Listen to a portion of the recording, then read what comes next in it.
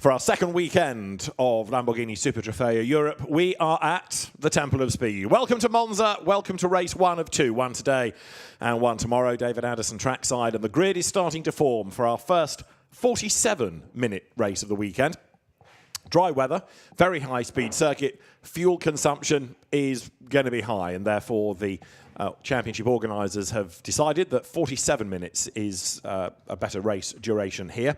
There are also going to be two formation laps, the second of which is going to be within the 47 minutes. So in other words, that just not only shortens the race, but also reduces the amount of flat-out running and makes fuel less of an issue. It's been a pretty dramatic start to the weekend with quite a few incidents yesterday and this morning across the free practice and the qualifying sessions. So the grid starting to take shape. They raced at Paul Ricard back in April, and Stéphane Guérin and Georgi Dimitrov amongst the stars of the weekend. They're going to be on the front row of the grid, but Paul Levet is on pole for the first of the two races. Remember, standalone qualifying sessions, so it's not the race 2 grid dependent on a result of today's race. It's already been established, and Paul Levet, who was 18th in the championship last year, very, very rapid in the opening weekend. He has Adam Patera, former Malaysian Championship Series Honda Civic class champion, with him as a co-driver. And as you can see, there are plenty of fans packed in the sunshine. Really, really hot this weekend, and it's getting hotter day by day. So they're looking forward to an afternoon of sports car heaven with a race for Lamborghinis, qualifying for GT World Challenge Europe, and another one Make GT race at the end of the day.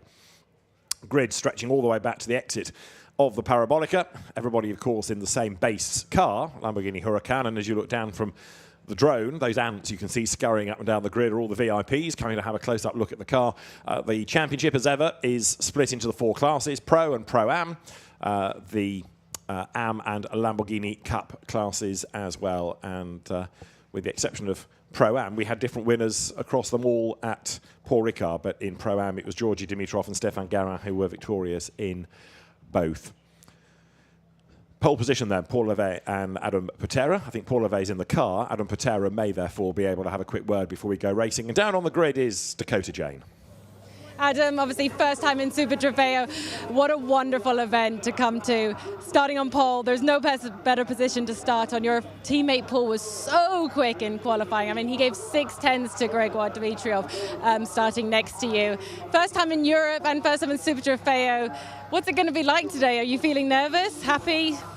The nerves are a bit there, but Paul did a great job to put us on pole in Q1. He did an amazing job. We didn't have any practice yesterday because we had a last-minute change of the engine. But yeah, the team did a great job to put the car together for today, and I'm happy to be able to, start from pole with Paul leading the charge, and yeah, hopefully all goes well today. Obviously, Paul refused to do the interview before we get going.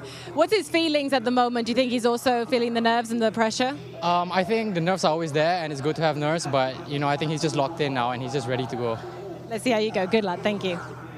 So an engine change yesterday, but it certainly hasn't affected the pace, has it? Paul Levet putting the car on pole position this morning, at a pro pole as well, because they are from that class, and you get a point in the championship in each of the classes for pole position. It goes to the 2 drivers if it's a 2-driver car, even if one's just spectating, you take the same points as your co-driver. So that's the car on pole position, with Georgi Dimitrov, the very rapid British driver, starting alongside him at the front of the grid in the CMR entry. Georgi Dimitrov, who came from single-seater racing in the UK.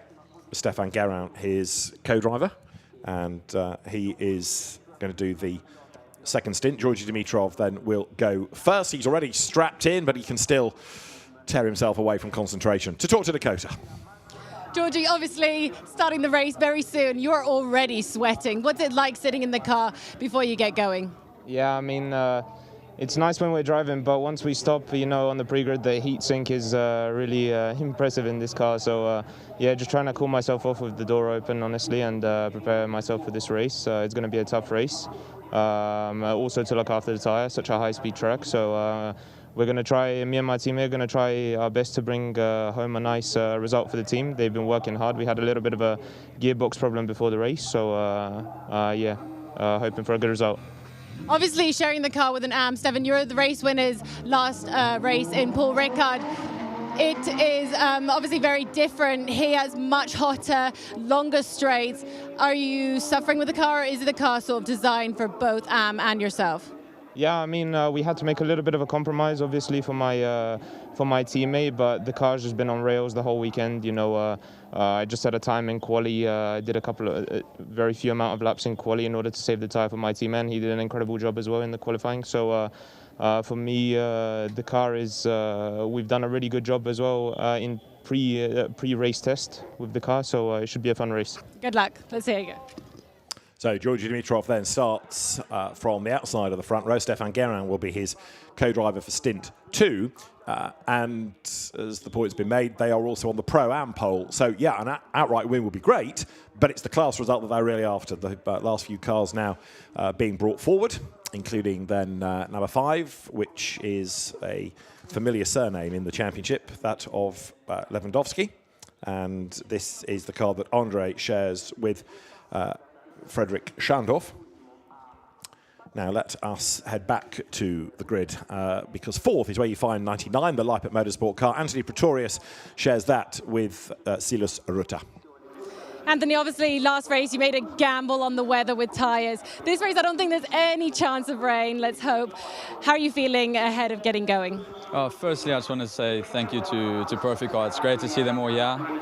And hopefully we can get them a good result. We feel confident, and we'll see what we can do. But I think Silas will give us a mega stint, and then he'll hand over to me, and we'll see where we end up. Obviously coming over from South Africa and racing on some of the most iconic circuits in the world, I bet you're just living the dream right here with Super Trofeo. Yeah, it's a dream. I mean, I've dreamt of it since I was a little kid, and I just hope to make it my life. So we'll see what we can do. Next, we want to see you on the top step of the podium. Good luck for the race. Thank you. Anthony Pretorius then, who will do the second stint. Silas Rutter will go first. On the inside of that second row is number 72, which is going to be started by Luca Segu. And Diego Locanto will take over from him. Pit stop window between 20 and 30 minutes. And as is often the case, the the pit stop time, I should say, is longer for the soloists than the two drivers, because the solo driver gets a bit of an advantage by knowing what the car feels like and what the track feels like. So just to try to balance things out, there's a differentiation of about 3 seconds. The grid now being closed up. It had the space there due to all the people that were on the grid. But now the field being bunched up. Really good to see coming back to Lamborghini Super Trofeo this weekend. Very successful Lamborghini pilot. Let's hear from Frederick Schandorf. Frederick, very quickly before we get going, obviously a familiar face for you in Super Trofeo. Nice to see you back on the grid. What happened in qualifying? Yeah, it's a new team. It's a new teammate for me, Adrian, as well. So I'm just really glad to get back here. We're only here to qualify for the World Final, so this is just practice for us. So just going to have a bit of fun here with Adrian now, Andreas, sorry. And now we're just going to see where we end up, so we're ready for the World Final. Good luck, have fun. I see the camera on your forehead as well. People there, yeah, so you can see it on the camera on board. Watch Frederick's on board. He's obviously going to pass you. Good luck, Frederick. Thank you very much. Frederick Schandorf sharing with Andre Lewandowski. Very, very successful driver has Andre been in the history of the championship, whether it's been in the AM class on his own or Pro-Am with a co-driver. Frederick Schandorf's won the Middle East Championship in the past. He's won the World Final, which is what, as he was just suggesting, he's practicing for the event at Misano in November. But we've also seen him of late racing in GT3 cars in IMSA and, of course, in GT World Challenge Europe. He was the Gold Cup winner going back, 2 seasons.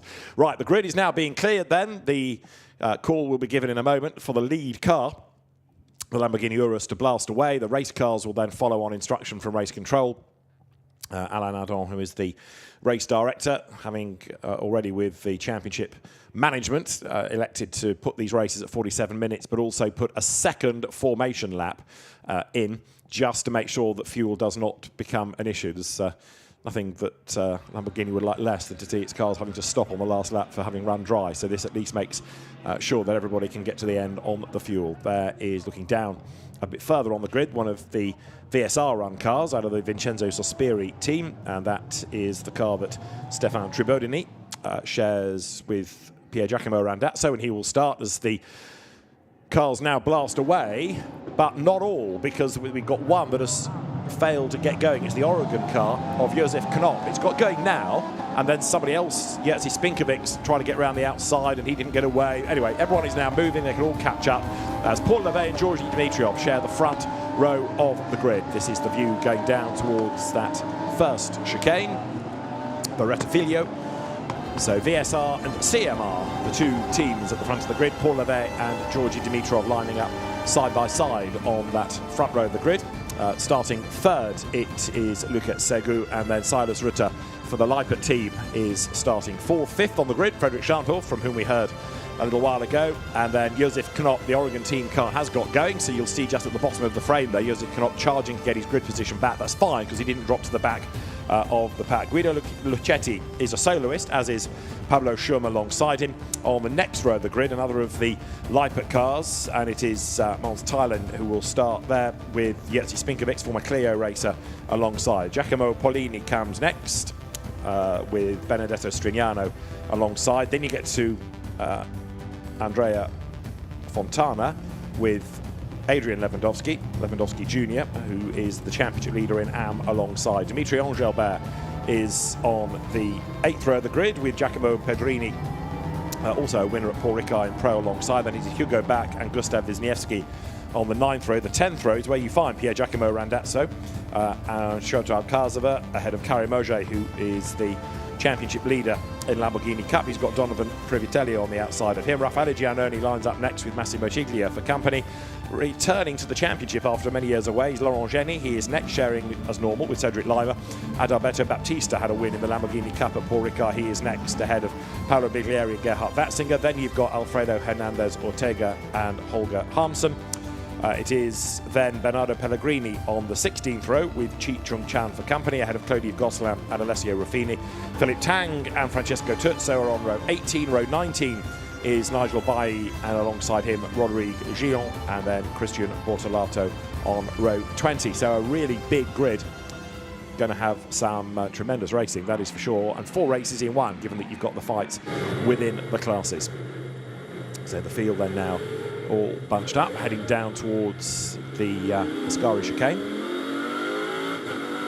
And there you can see weaving around, getting the warmth into the tyres before you go into that left, right, left flick through the Ascari chicane, ready for our first race of the weekend.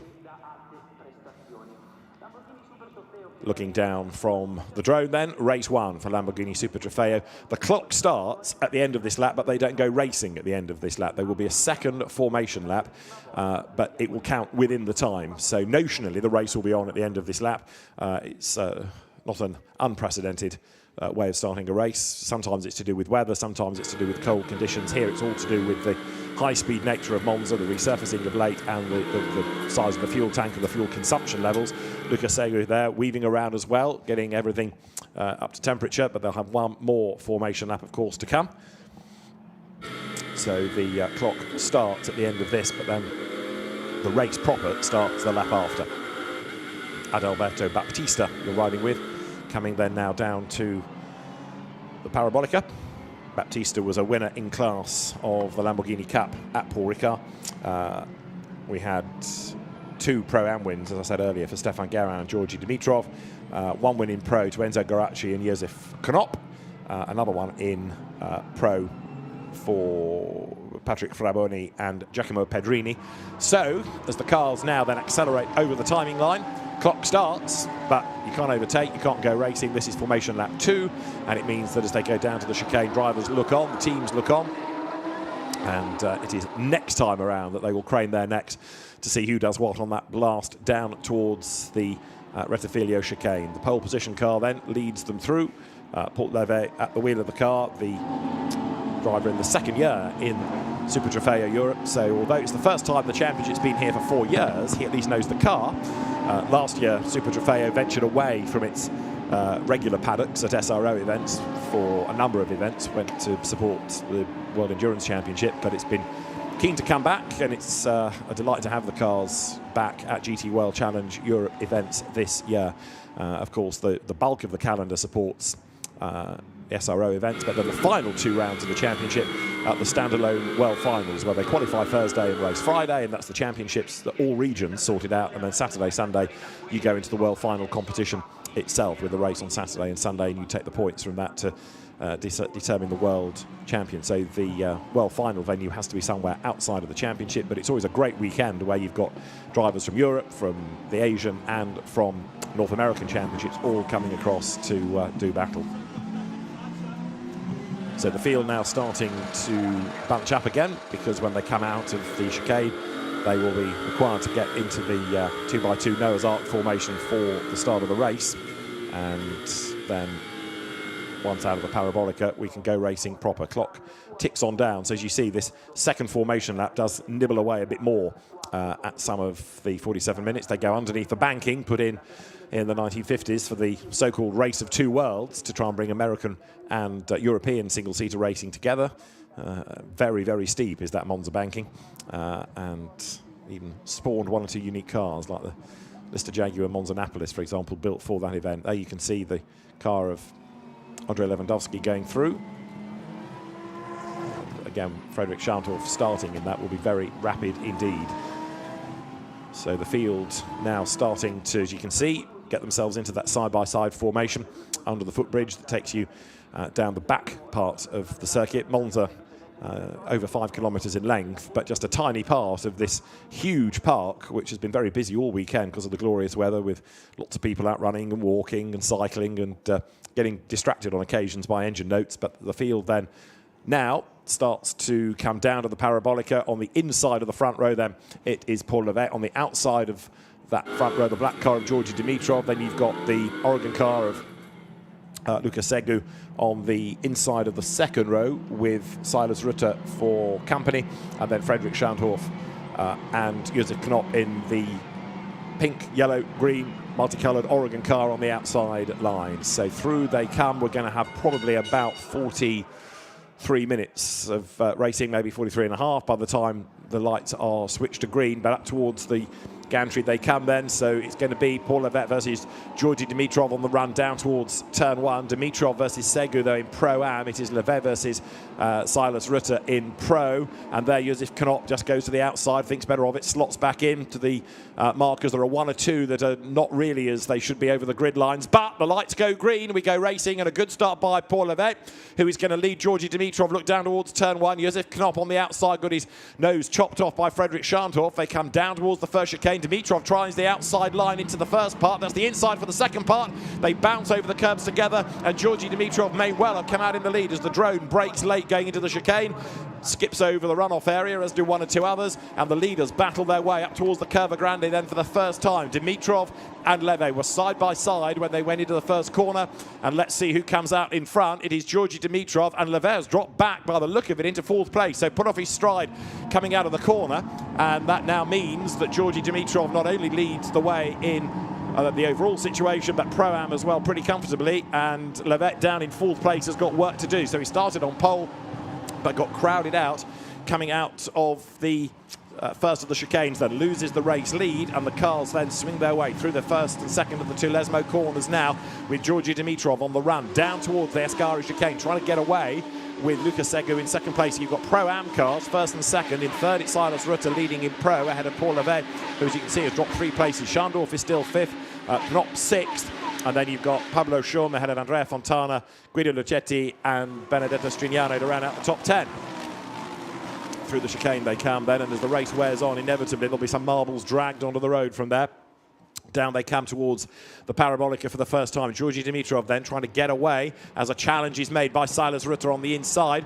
He is ahead in his class at the moment as Scharndorf and Knopp then go toe-to-toe, coming up through the parabolica, heading towards the timing line up towards the end of the first proper racing lap. It'll be lap 2 in reality, as Georgi Dimitrov tries to build a gap for Stefan Guerin to preserve into the second stint. Through they come then.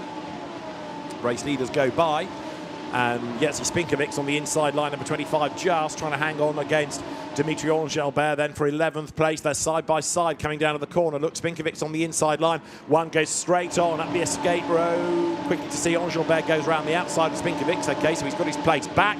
which was the one that went up the escape road. We'll try and identify in a second, because as the cars power their way out of the chicane, those that got the wrong line and are slow off the corner are suddenly easy prey. Look, there is Engelbert and Spinkovic pounding around the outside of traffic, getting up past the likes of Fontana and Lucchetti. Strignano was also in that battle pack. There's a yellow flag at the Rettifilio as a big dive there up the inside gives the place to Pablo Schum. He's got Dimitri Engelbert behind him, and that's the reason for the yellow, because car 7 is trying to rejoin, and that is Karim-Auger. And there's damage to Adalberto Baptista's car by the look of it, left front corner, so potentially the two got together. Karim-Auger, who comes here as the championship leader in Lamborghini Cup, having had a win at Paul Ricard, on the back foot straight away as the leaders come that up now towards the Ascari chicane. In the background, you can see Dimitri Engelbert still trying to defend from Jerzy Spinkovic as they break for the left-right-left sequence of corners. Spinkovic's coming under attack as well, because Mons Tallinn is not that far behind. This is Karim-Auger getting up the inside, getting caught out. Sorry, that's not Karim-Auger. That's Adalberto Baptista getting up the inside and getting into the traffic, and damage done. So quite a few cars involved in that. Let's have another look. So yeah, Karim-Auger given a big whack by Baptista. Others have to scatter. And Karim-Auger, after that sizable knock, sent backwards. And then Adalberto Baptista also losing places. Another drone shot at the start. This might show us how Paul Levet actually lost all of those places. So you can see Georgi Dimitrov really late on the brakes. Didn't think he was going to commit to the move, but he did. Goes to the outside at the first part, the inside of the second part, and that just crowds Paul Levet not only wide but over the curb, and he lost all momentum there. That's how he dropped back into 4th place. One or two others look losing positions, one straight up the escape road. So Levet now there in the white car, the VSR entry of Vincenzo Sospiri Racing. He's trying to rebuild his race from 4th place, but the incident between Baptista and Auger is under investigation. Georgi Dimitrov then clearing the race lead. There, diving up on the inside line is 71 to gain a position going into the chicane. So that is the hard-charging entry from DL Racing. Giacomo Pollini goes through. Pollini up into 16th place now at the expense of Pedrini. Right, so the leaders, once again, make that run down towards the Variante Ascari. Georgi Dimitrov leading Luca Segu by over a second, and now you've got the sort of walking wounded into the pit lane. Auger is in, Baptista is in. Also, from the back of the grid into the pit lane has come Christian Bortolato. But in Lamborghini Cup points, that's really going to throw things up into the air with two of the top drivers, Auger and Baptista, having collided and then into the pit lane. Baptista, you can see, with the damage on the front. New tyre required, and if they can get that wheel off, that is. The bodywork being taped up. The team will have a look. The scrutineers might well want a say in all of this as well. But up front, Georgi Dimitrov comes up towards the line, still being chased by Luca Segu. Best lap of the race, incidentally, has been done by now Georgi Dimitrov. Silas Ritter in 3rd place, edging up onto the tail here of Segu. Thinks about the inside. He needs to get past to give himself a bit of a buffer over his class rival, Paul Levet, who is in 4th place. 5th is Frederick Schandorf. 6th, Josef Knopp. As there in the background, coming out of the pit lane, is Bortolato. But he's trying to be gentlemanly and not get in anybody's way. But that means he's so slow that he very nearly caught out Hugo Back there in number 2, who has to dart back into the queue of cars going out of the chicane. So Bortolato is circulating again, but being careful. But almost perhaps being too careful. He didn't want to get in anybody's way, but the flip side of that coin was it was a slow car back on track. Race leaders then currently work lap number 5. 37 minutes of the race to go, which means 7 more minutes before the pit window opens.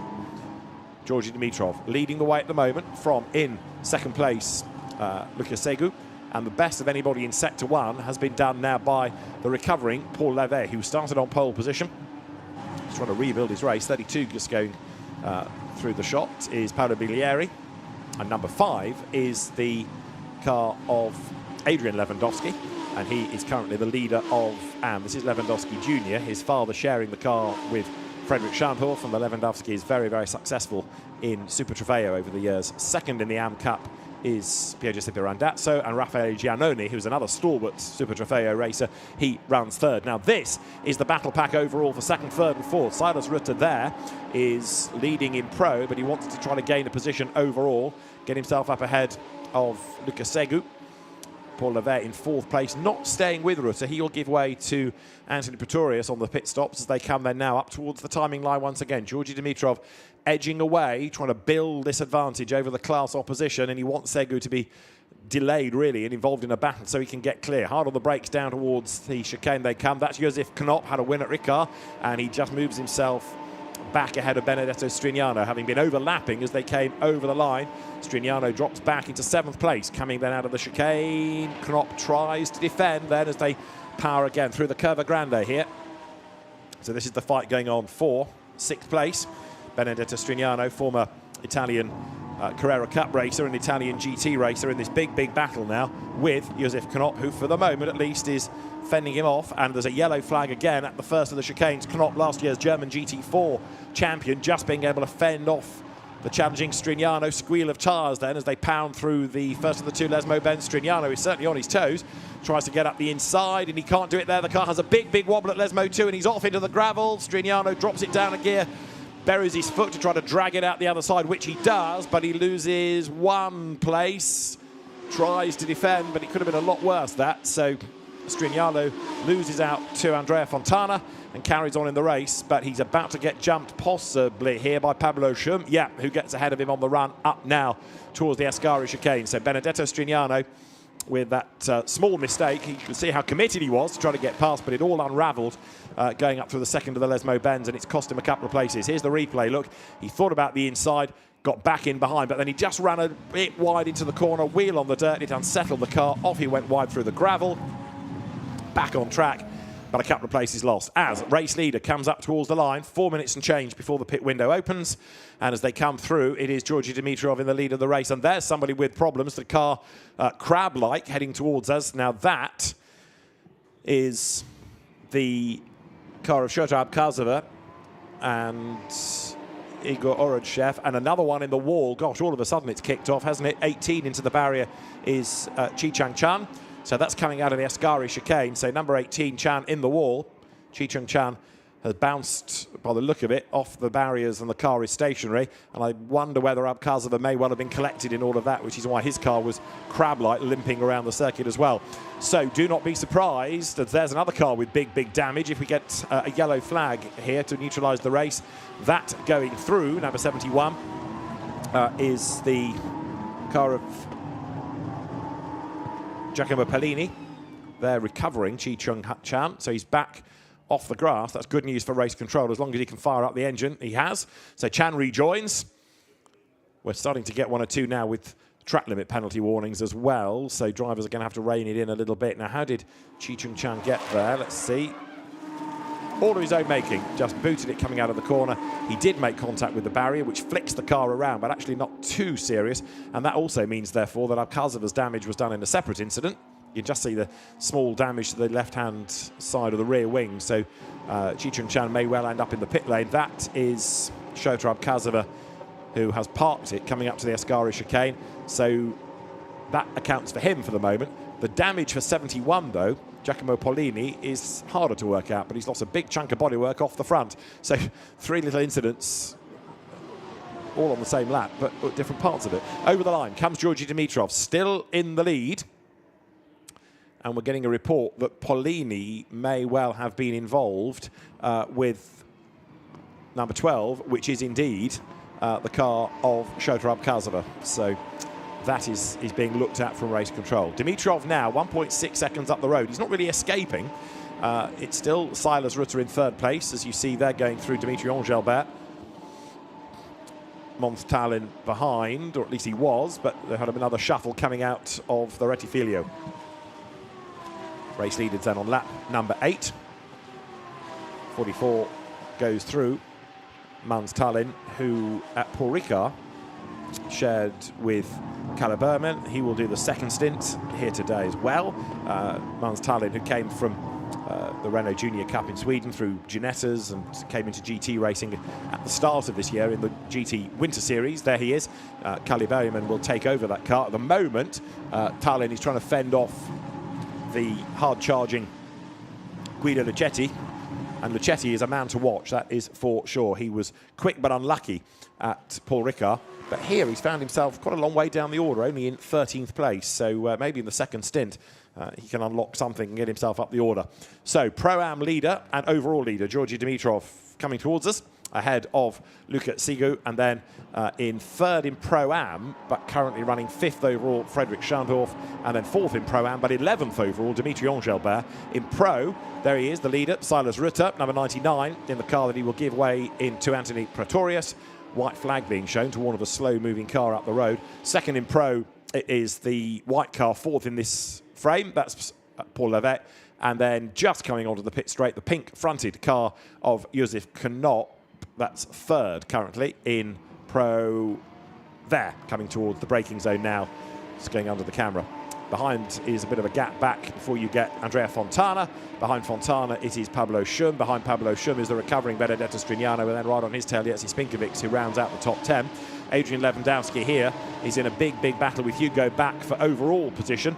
But this is a Pro-Am on the inside of an Am, and Hugo Back does go through.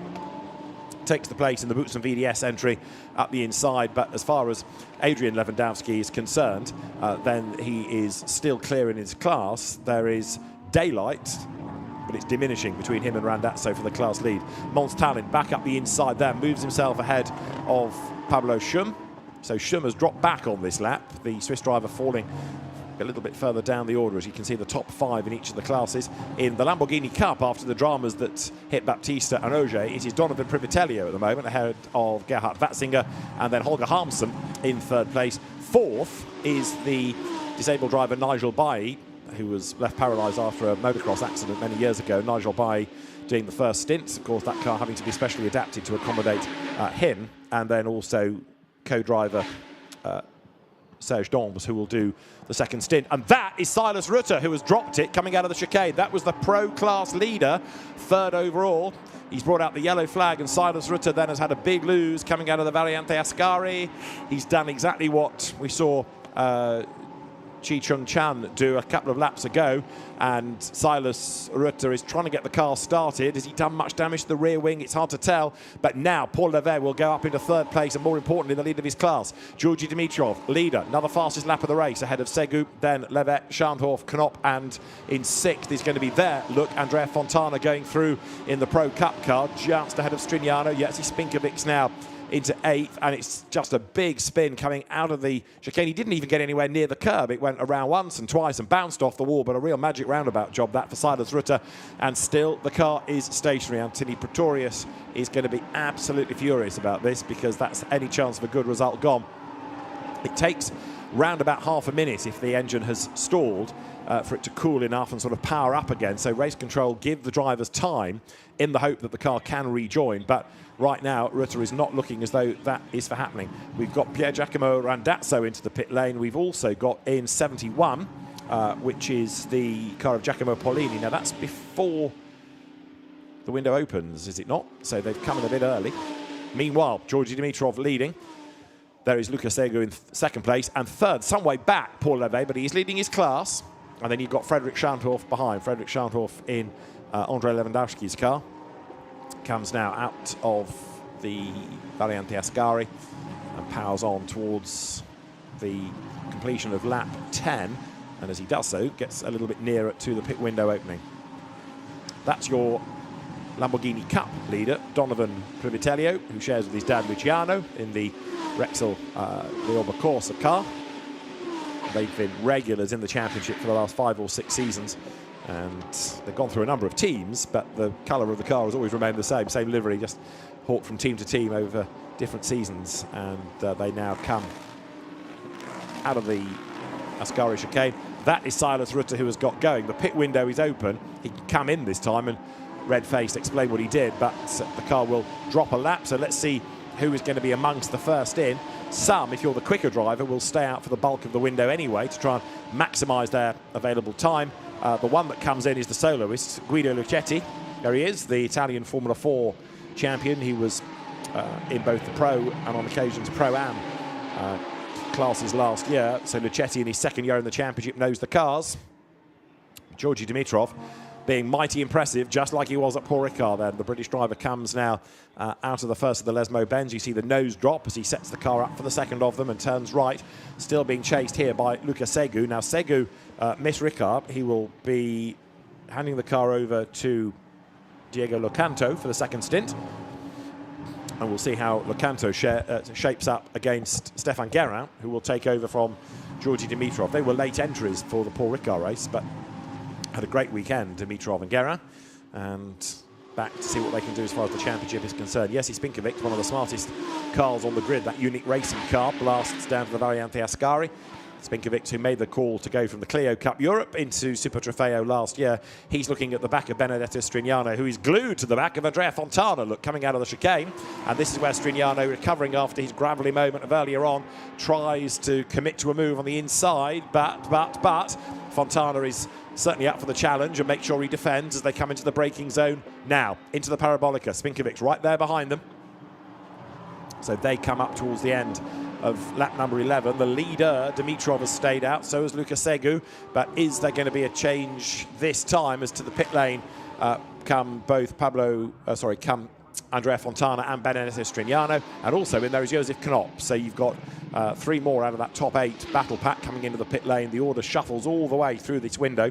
There is a 10-second time penalty going the way of number 71 for causing a collision. 71 being Giacomo Pollini and Matteo Pollini, the 2 cousins. Giacomo starts, but 71 is going to get a 10-second penalty for causing an earlier collision.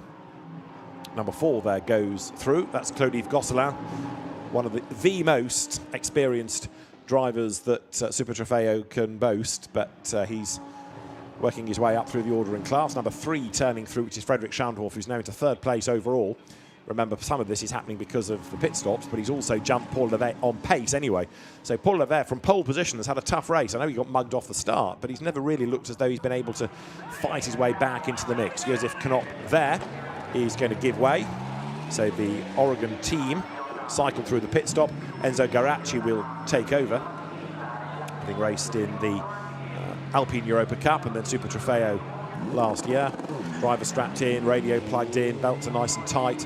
Remember that line to line, it is 90 seconds for the 2 driver entries, so they don't have to rush, don't have to be in a flap. But what you do have to do is make sure, 2 things really, you don't leave before that time is up, otherwise a penalty comes, and you don't cross that long white line there, look, that separates, that demarks the pit lane exit from the racetrack. Pretend it's a barrier. If you hit a barrier, you damage the car, so don't do it. Back into the race then goes 36, Enzo Garacci now at the wheel. And Garacci, who last year was 6th in the pro class, has also done some racing in the North American Championship this season. Scuderia Viorba course getting very busy with both 7 and 8 in the pit lane, so the Privatellios are in from 8, but the parked car of Carimoge languishing there after retiring earlier on. Race leaders then currently working lap 12.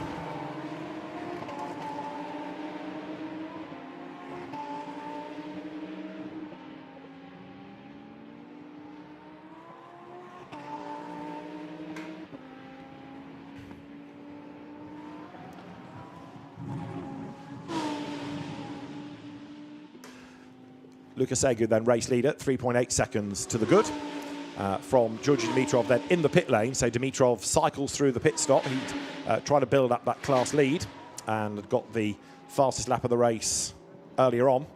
So as the field is currently on lap number 13, got 1 car already on its final warning for track limit. Dimitri Engelbert, Anthony Nara's car.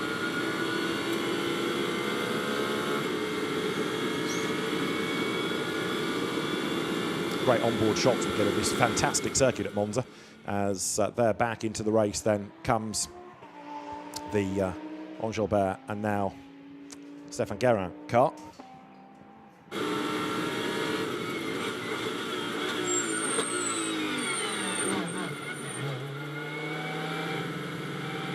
Down the pit road then comes the next of the cars from the lead battle.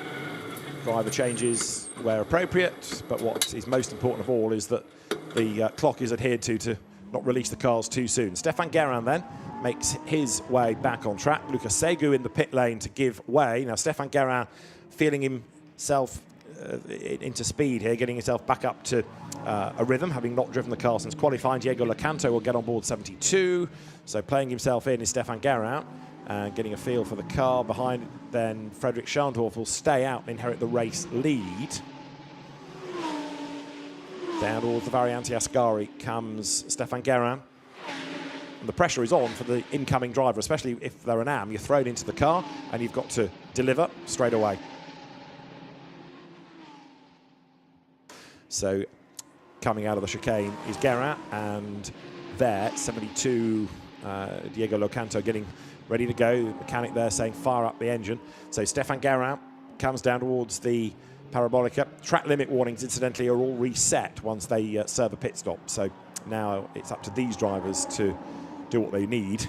They don't have to worry about their co-drivers earlier, zealotry in some cases. Right, there is Guerin then, coming onto the pit straight. Coming out of the pit lane is Diego Locanto in number 72, and he accelerates, but he's going to lose out potentially as Stefan Guerin will have a very, very modest lead coming down towards the chicane. So yes, 13 stays ahead on the pit stops. This is the view of Diego Locanto then now in second spot as he goes right and left out of the chicane, accelerates on towards the Curva Grande once more.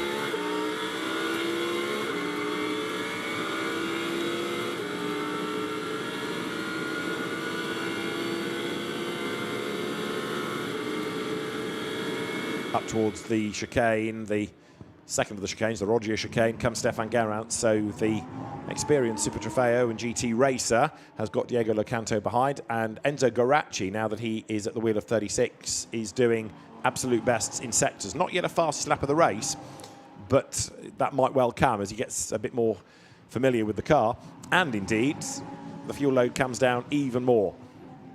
Race with just over 19 minutes to go.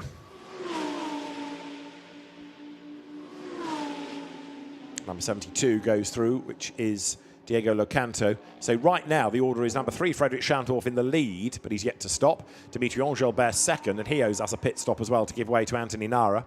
So Stefan Guerin comes out of the chicane. Now, right up behind him is number 10, which is Guido Luchetti. He's made his pit stop early, Guido Luchetti, but he was quite a long way back even before he made the stop. So Luchetti trying to rebuild his race as well as they come into the Parabolica this time.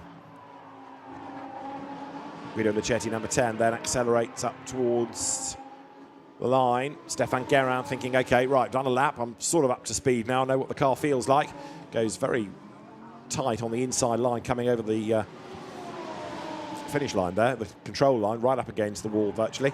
Now, further back, Frederic Schandorf, he's your on-the-road leader, but he's going to have to pit fairly soon. And there's a yellow flag out at turn 8, so the Variante Ascari strikes again. Schandorf for the pit lane, and he comes. And there, facing the wrong way, is the car of Pablo Schum. And he's spun in the middle of the Variante Ascari. So Pablo Schum is in a really awkward place now. Solo driver. And facing the traffic then. So that car needs to spin turn and get going. First of all, it needs to fire up, but not a good place to be parked right now. Out of number 3 gets Frederic Schandorf. Into the car will get Andrei Lewandowski, who's got his own race to think about, as well as keeping an eye on what's going on for his son, who goes solo in this.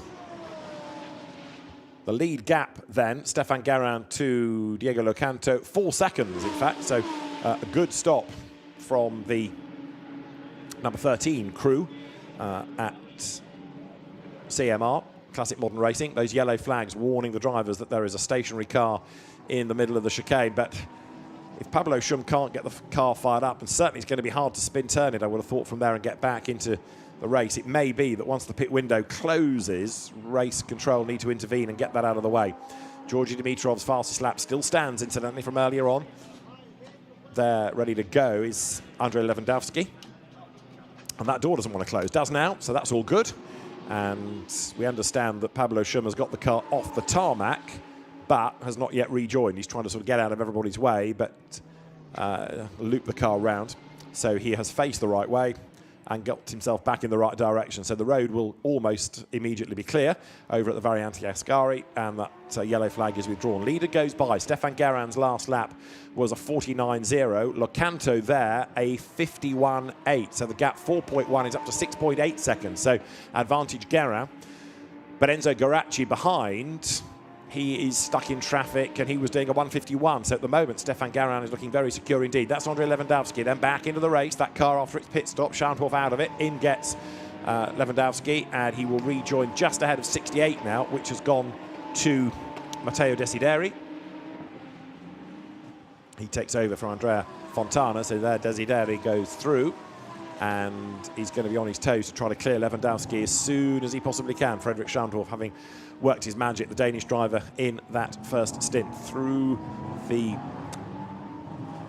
Rogier chicane they come. I hesitate just to see what's going on behind them, because Jerzy Spinkovic is next in the queue. He's a soloist, so that car running at a good pace as ever. Kalle Berryman goes through just ahead of Benedetto Strignano. Strignano was in the gravel at the second of the Lesmos earlier on, and he's trying to avoid doing it a second time, but he's certainly charging on, and again he's got that advantage of knowing exactly what the car and track feels like, having done all of the race. So at the end of the next lap, we'll get a proper idea of the order with all the pit stops done and dusted, and that's going to prove who is where in the classes. As you can see there, Lewandowski really under attack from Desideri, who is looking for a way by. Couldn't quite do it coming down towards the Variante Ascari. Another driver new to the championship this year, as in didn't do Paul Ricard races, Matteo Desideri. In Pro then, Enzo Guaracci leading at the moment from Adam Patera, who's taken over from Paul Levet, and then we've got Matteo Desideri in third. The Lamborghini Cup being led by Gerhard Watzinger from Holger Halmsen from Luciano Privitello. Stefan Guérin leads in Pro-Am from Diego Locanto. As a real battle pack comes across the line here, and that looks as though Patera may be getting shuffled back a little bit. So over the timing line they go. And on the inside line, look, Matteo Desideri has a look to try and gain a place. Jerzy Spinkovic in the orange car goes to the inside of him to no avail. And Andrei Lewandowski fourth overall, keeping them all at bay as they come through. So there, heading into the Curva Grande, comes this long, long line of cars, which includes number 44 of Kalle Berryman. He was 8th at the start of the lap. Diego Locanto, though, is dropping back, because now look, Enzo Guaracci has got the Oregon car up and past him. Now, Guaracci is lapping over a second and a half a lap quicker than the race leader, and he's got to make up about 10.2 seconds. So it's going to be a big ask for Guaracci, but he's certainly flying. And Guérin's task is not to win the race outright, there he is, but to win his class. In a sense, Guaracci might, Guérin might be advised to let that back marker go. The back marker that is tucked up behind him is the delayed Guido Luchetti car, but if he lets him go, he doesn't have to think about battling him. But there is the situation 1 and 2. Black car leads, pink fronted car there in second, and the gap continues to come down all the while. In the first sector of the lap, the car of Guaracci was the faster. In the second sector, again, faster by over a second. So certainly, Enzo Guaracci has a chance to give him and Josef Knopp a second victory of the season. They were winners at Paul Ricard. They're going through Kalle Berryman, who is still in that battle just outside of the top 6. Over the timing line, they will come once again. So Stefan Guérin leading the way now by 8.4 seconds from Enzo Guaracci with 12 3/4 minutes to go. There you can see Adam Patera dropping back another place as Benedetto Strignano goes past him. So it's Guérin from Guaracci. Locanto is third but fading. Then Andrei Lewandowski fourth. Matteo Desideri is fifth. Sixth is Spinkovic. Seventh now Kalle Berryman. In 8th place it is Strignano. 9th there, number 6, Adam Patera, dropping back. And then in 10th place it is Gustav Wisniewski. Still leading in the AM competition, it is Stefan Tribodini, and in Lamborghini Cup right now it's Gerhard Watzinger. He's taken over the class lead from Luciano Privitello. Spinkovic then out of the chicane.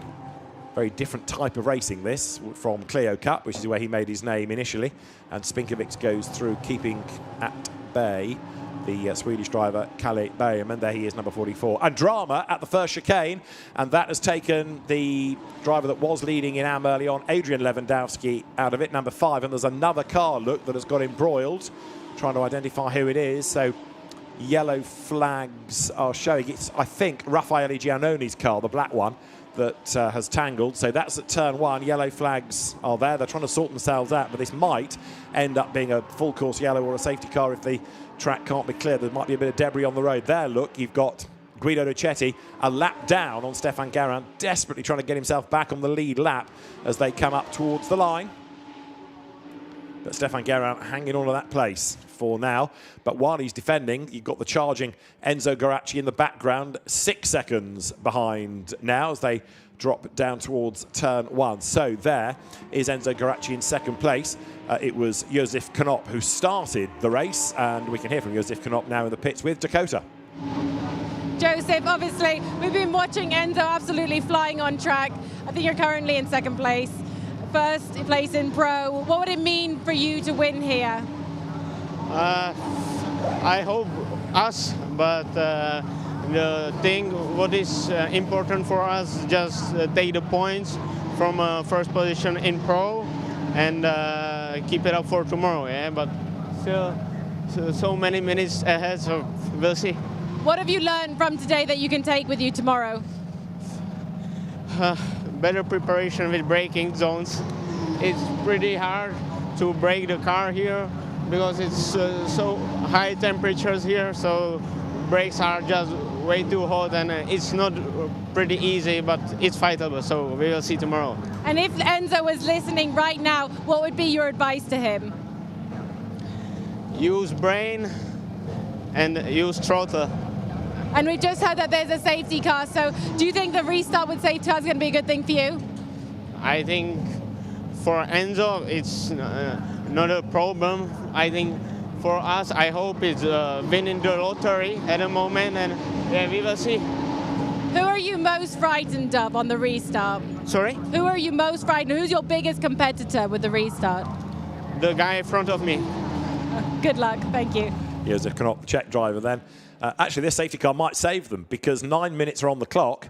We've got a couple of incidents to sort out. And, of course, 9 minutes, it is going to be sort of whittled away into a safety car period. 9 minutes is not a long time. Safety car is on track. There's an incident to clear. There's a restart to do.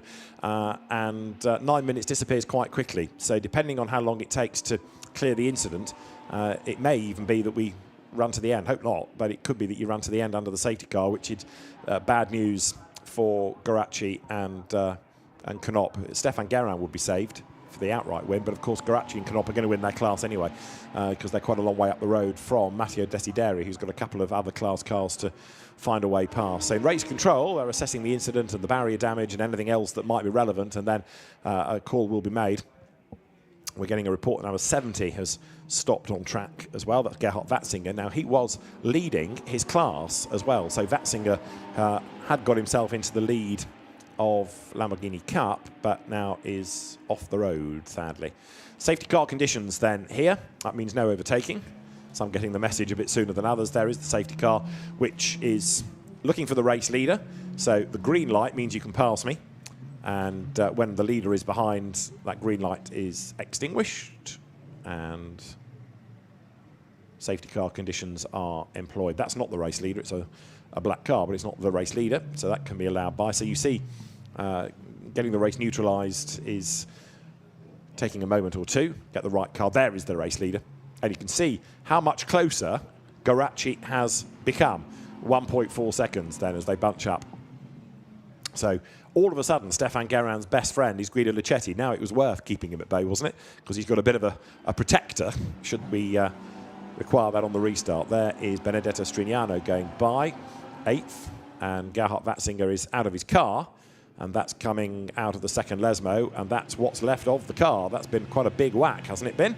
So Watzinger is all right. We'll go to the medical centre, of course, as every driver will in an incident, large or small. But the safety car now brings the drivers through a rather sort of eye of needle situation to avoid the debris and slows right down to make sure that everybody else slows right down.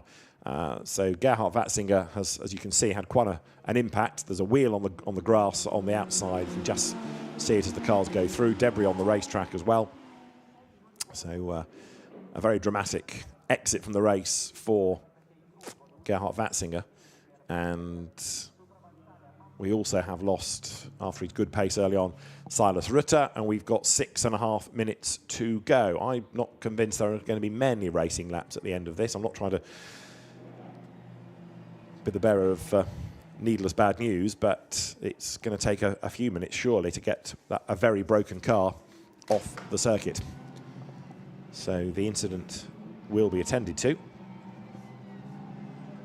And the rest of the pack weaving around. So do we have a race order that's going to run to the end, or are we going to get one last lap in? Wait and see. Safety car then comes down to the Parabolica. One more race this weekend for the cars tomorrow. And then Super Trofeo Europe continues its season with races to come at the CrowdStrike 24 Hours of Spa. At the Nürburgring in August, red flag, race stopped. So I doubt that the race will be resumed, I have to confess, with only 5 more minutes to go. But a red flag has been called. And I'll finish off my calendar. Nürburgring, Barcelona in October, and then Misano for the final event of the year at the Lamborghini Super Trofeo World Finals. So there, Stéphane Guérin as the race leader, being brought down the pit lane. Race will not be resumed. That's a confirmation from race director Alain Adam in race control. So the race isn't going to be resumed, and that means that Stéphane Guérin and Georgi Dimitrov take a 3rd win in 3 races from Diego Locanto in 2nd place. And then 3rd in the class will be Andrei Lewandowski and Frédéric Chantorf. Pro won by Garacci and Knop from Jerzy Spinkovic, and then Matteo Desideri and Andrea Fontana in 3rd. Right, red flag, end of race, a win for Stéphane Guérin and Georgi Dimitrov.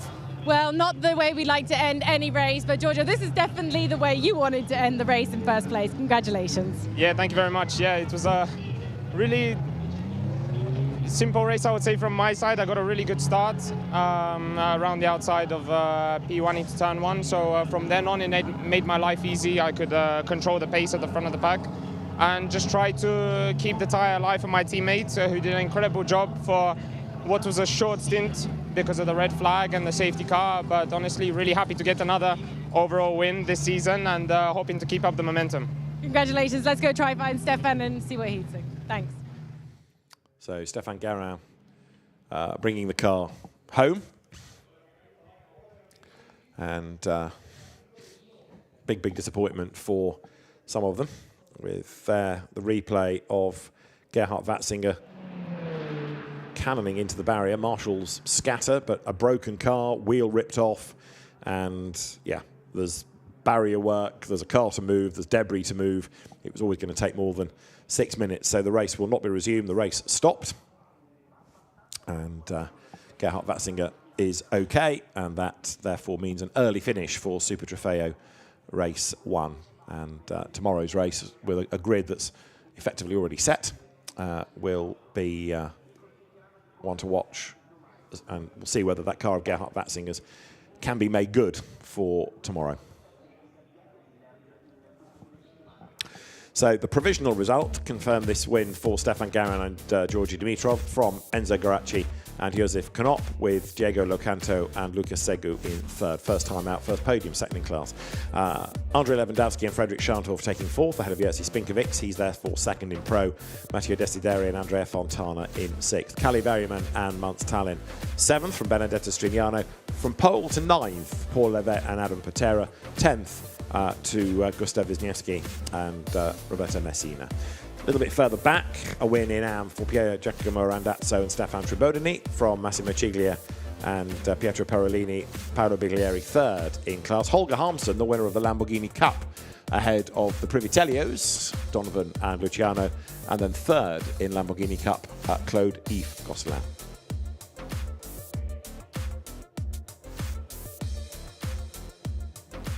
There you can see the bottom half of the order, with quite a few not making it to the end, and quite a lot of the teams with work to do for tomorrow. The cars just being released from the pit lane back to the paddock, but their race will not be resumed given that there was so little of it left, but there's quite a bit of clearing up to be done. There are the cars then being taken back round by the safety car with Stéphane Guérin, the race winner. So it might take quite a long time to organise a podium, given that the drivers will be in the paddock, not in the pit lane.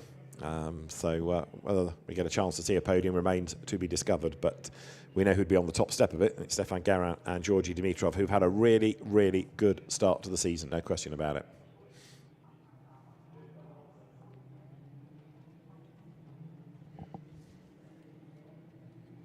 Benedetto Strignano going through there, pondering what might have been, but for that gravelly moment of earlier on. Frustrated, no doubt, that he had that error that put him off the road and cost him a couple of places. Could have been a different situation all round, but for that. So the drivers will loop their way back to the paddock, and then at Monza, the circuit staff go to work, because there's a pre-qualifying session to come in about 20 minutes for, again, Lamborghini representation as part of GT World Challenge Europe, and then a further mono-brand GT race at the end of the day. Enzo Guarasci and Josef Knopp victorious in Pro, but denied the chance to challenge. Got a good drive by Guarasci, because he managed to get himself very close to Stefan Guerin, but unable to rely on the race going the full distance. Wasn't therefore able to fight back. So the field making its way back round to the paddock.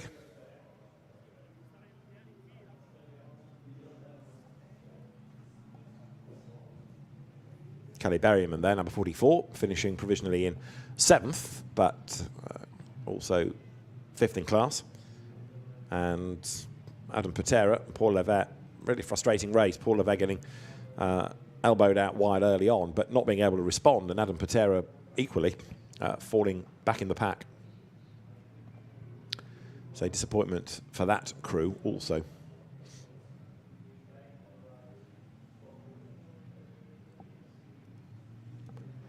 Number 2, which is the car that Renault Kuppen's experienced Belgian driver shares with Hugo Back.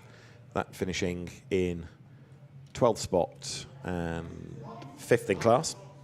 And there you can see all the damage done to the car of Gerhard Watzinger being craned away. Now 1 or 2 of the time penalties being applied to the classification. So an order starting to be confirmed. Enzo Guarasci, just before the safety car came out, did set the fastest lap of the race, so 1:46.8. So Guarasci proving his pace, and he will start tomorrow's race, so trying to build up a lead for his co-driver. Josef Knopp still learning the nuances of Super Trofeo, but not a bad job done for the Czech driver, winner of the GT4 championship in Germany last year. Enzo Guarasci in his 2nd season of Super Trofeo, but having had a karting and Formula 4 background before he came into the Alpine Europa Cup. And for 3rd place, Diego Locanto and Luca Sigu, first time out on a podium. There, number 33, you can see, which is the car of Milos Pavlovic and Alessio Ruffini.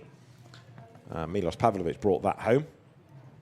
Go back over a decade, and he was a champion in Lamborghini racing, whereas Ruffini came into the championship last year, did get 3rd in class in the world final last season. So there you've got the championship officials trying to let through the cars they want for the podiums, and everybody else directed into the Parc Fermé area. There is the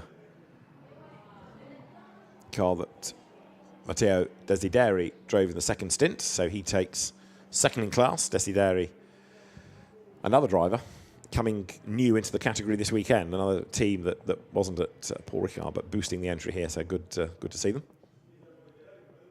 So now the field just about where they need to be, and the officials can think about getting the drivers up to the relevant step on the podium. But for Stefan Guerin and Georgi Dimitrov, for CMR, Classic Modern Racing, it is a very successful start to the weekend. Georgi Dimitrov taking the point for pole. It'll be the fastest lap point as well, and another win for the Anglo-French partnership. Very, very happy they are too. Georgi Dimitrov with his back to you. Stefan Garin in a moment will take off the crash helmet. Very sinister looking. Black car, black overalls, black crash helmet. There, Josef Knopp and Enzo Garacci's car, you can just see in the background, having won the Pro category. So, Georgi Dimitrov, Stefan Garin are our race winners. They're with Dakota. Guys, congratulations, Georgi. We already spoke to you earlier, but great win at Monza. How does it feel? Yeah, it feels incredible, yeah. As I said before, yeah, super race from our side. A super stint from Stefan as well to keep it consistent, to not lose his head. So, yeah, I mean, it was a great start to the weekend. Hopefully we can keep up the momentum for the second race. Stefan, it was a fantastic race from your side as well. Being an AM leading the field, that's not an easy thing to do. Congratulations. You can speak in French if you want, I'll translate. It's okay in English, yes. Thank you very much. Georgi did a very good start, and managed the car, good tire, and for me, I have to defend, so good feeling with the car. Thanks so much for CMR team. Same again tomorrow? Yeah, hopefully same again tomorrow. Yeah. As overall. Okay, good luck. Thank you very much. Smiles all round from Stefan Garin, who had a shorter stint, and as he said, he had to push early on, but he also then had that lap of sort of protection while the safety car was deployed before ultimately we went to that red flag. So for CMR, Classic Modern Racing, it is a race win in our first 47-minute race of the weekend here. More to come, that is for sure. Now, what about our Pro winners? Enzo Garacci, we've not heard from. Josef Knopp, we did hear from just as the safety car came out. Frustration, perhaps, that they weren't able to fight after the yellow flag. A massive congratulations. Great work. Enzo, at the end there, were you hoping that you're going to go green again? I mean, I was quite lost with all the car that was lapped, so I didn't really know where I was. Yeah, I didn't know if I was third, first. I didn't really understand what was said to me in the radio. But at the end, he told me that we were first, so I was really happy. Oh, absolutely. Joseph, obviously I asked you earlier, what would it mean to you to win here at Monza in the Pro? You've done it, won here in the Pro. How are you feeling? Hey, I think we needed to do this after not pretty good qualifying to show our really pace, and yeah, we did. So repeat it tomorrow and everything will be fine. Yeah, you've got your work cut out for you tomorrow, but hopefully some great learning. Congratulations, guys. I think we've got to run to the podium. Off they go to be joined by Jerzy Spinkovic and then by Andrea Fontana and Matteo Desideri. That's the winning car from the Oregon team in the Pro category. As ever, the Oregon car with that rather piratical logo on the rear flank. You'll see in a moment as the car straightens up and in super slow-mo, giving a curb a big whack through the chicane. The Oregon team has made its name in one make event, largely Renaults, but now winning races and championships in Lamborghini Super Trofeo as well. So, a race that had plenty of incident, that is for sure. And in the end, the fuel consumption wasn't an issue, was it? Because we didn't sadly get to the end of our allotted time anyway. But tomorrow's race will be equally fascinating, no doubt. And assuming Gerhard Watzinger's car can be repaired overnight, because that was certainly a sizable impact into the barrier, then he'll be one to watch, because normally he is a quick driver. He was fighting for the lead in his class, which is why he was pushing on. But it was not to be a class win.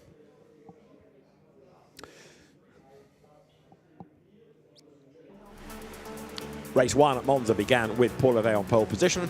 With him at the front of the grid, the black car of Georgi Dimitrov. Levet got a better start, but then Dimitrov slotted in behind, got a tow, and was able to move to the outside under braking for the chicane, and he had the inside line for the second element. That squeezed Levet up towards the curb. It dropped him from first to second, second to third, third to fourth, and over the course of the stint, he kept dropping as Karim Ogier was assaulted by Alberto Baptista going into the chicane a couple of laps later. Baptista was out with damage, Ogier was out with damage, and then we had more drama, a spin for Chi-Chung Chan, his car off the road, but he was able to rejoin Silas Rutter, who was running third overall and leading the Pro Cup.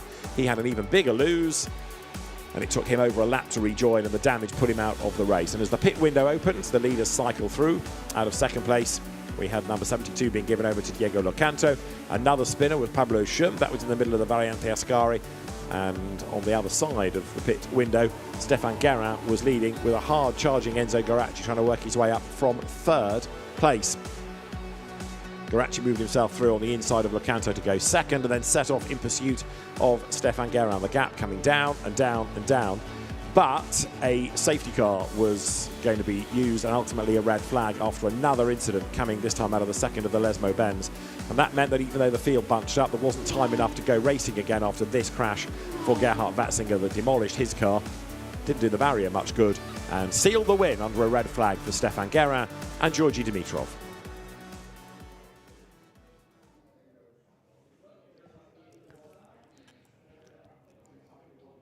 So the drivers for the podium ceremony being required. They will make their way in due course up the steps. 4 podiums because you've got the 4 classes. And so that's why you were seeing all the officials trying to orchestrate which drivers they needed to be allowed through, ready to come to the pit lane of the presentation area. And having done so, the top 3 crews in each of the classes are ready. Now you've got, just underneath the podium, the winning cars, and the Super Trofeo officials will go through the scrutineering process. The red lights still blink on around the circuit. Whether or not the next session starts on time rather depends, I suppose, on the speed of barrier repairs, because that was quite an impact that Gerhard Watzinger had with the wall. And there, one of the official cars blasts out on track. Glorious weather conditions this weekend. Everybody saying how very, very hot it is. The Monza circuit that continues to hold Formula One, therefore needing to be modernised year on year. But so many of the echoes of the past shown all around the circuit. The old buildings opposite the pits, which are landmarks, and the familiar shape of the circuit. The chicanes maybe have been tweaked over the years, but there's very little that has altered at Monza. And as I say, everywhere you go at this fantastic parkland circuit, you've got echoes of the past. You've got that banking from the Race of Two Worlds. The circuit busy, of course, for domestic events as well as for World Challenge, for the Italian Grand Prix, and for the popular Monza Rally, which comes here every year. It did, during COVID, of course, host a World Rally Championship round when another venue was needed. But the Temple of Speed, most definitely.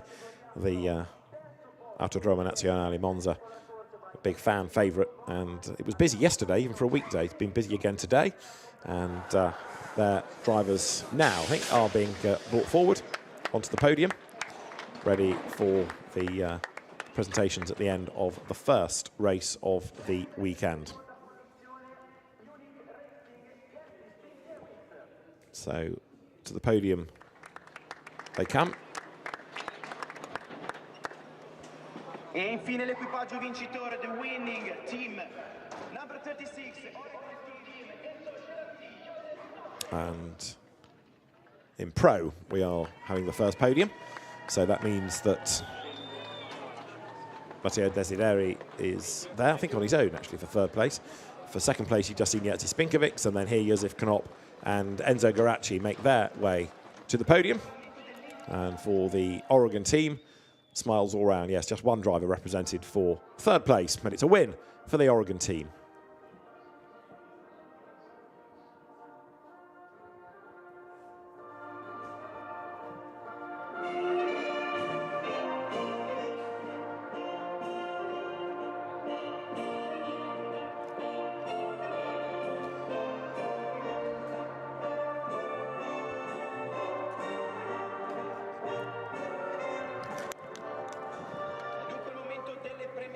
So great result for the Oregon team in Pro. And okay, it wasn't an outright win, but a class win is good for the championship because you get the same number of points whichever class you win.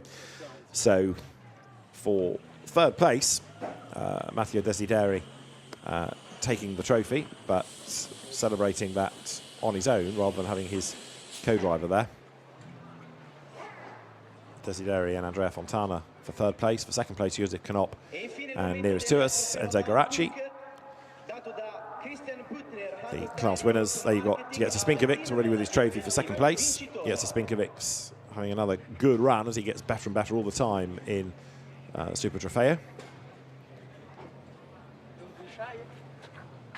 And for the Oregon team, the team's trophy to be presented as well.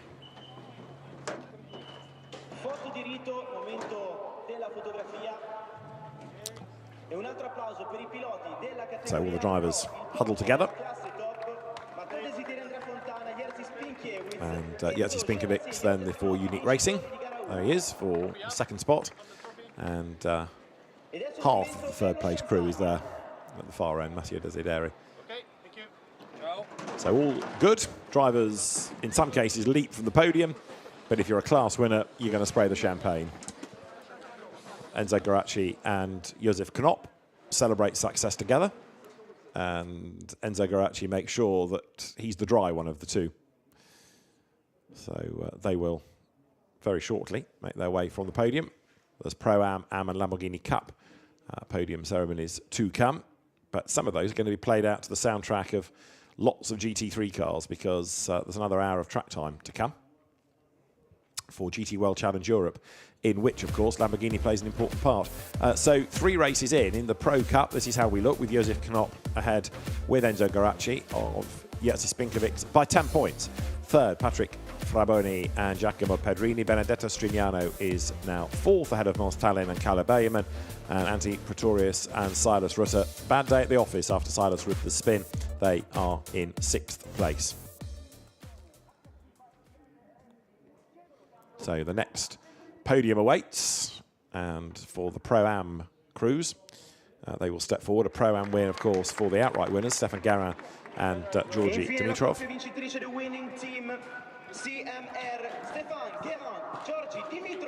Fredrik Schandorf and Andrei Lewandowski should be there. And there you've got Stefan Garin and Georgi Dimitrov as our winning drivers in Pro-Am.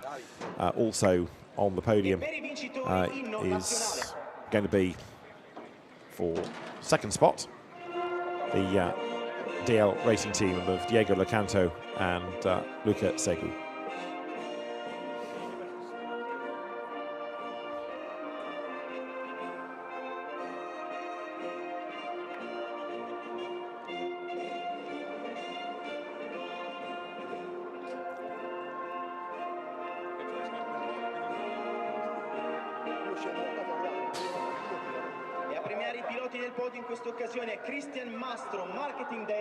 So the trophies being brought forward. Fredrik Schandorf and Andrei Lewandowski. There they are, taking third place. Yet another Lamborghini trophy for Lewandowski, who, as I said during the race, has made a habit of winning these over the years.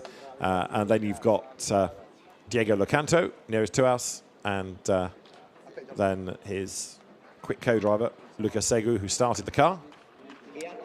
And then our Pro-Am winners, indeed our outright race winners, a really mighty effort by the bearded Stefan Garin and Georgi Dimitrov. And they, having been winners twice at Paul Ricard, now celebrate a 100% record, which is not bad going, because Pro-Am is always very competitive indeed. Hankook tyres on these cars, so there's another trophy from the tyre provider Hankook as well.